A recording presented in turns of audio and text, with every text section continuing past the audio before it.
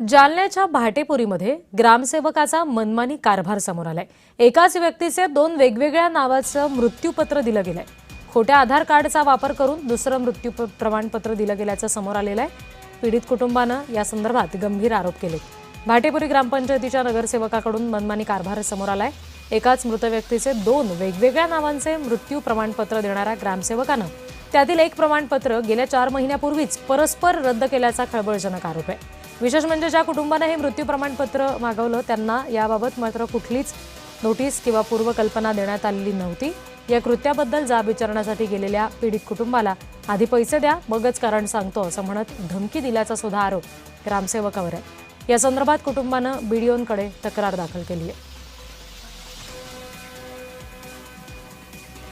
दोन्ही ठिकाणची आम्ही चौकशी केली असता कौशल्याबाई बालू पाखरे या नावाने कागदपत्र आम्हाला योग्य आढळली। कुटुंब प्रमाणपत्र ब तसेच बाळू पाखरे यांचं मृत्यू प्रमाणपत्र तसेच आधार कार्ड तसेच सर्व इतर कागदपत्र आम्ही तपासणी केली असता आम्हाला कौशल्याबाई बाळू पाखरे हे कार्ड हे मृत्यू प्रमाणपत्र योग्य वाटले। ग्रामपंचायतीने कौशल्याबाई बारकू पाखरे या नावाने वितरित केलेले प्रमाणपत्र रद्द केले असून तसे कळवण्यात आले आहे।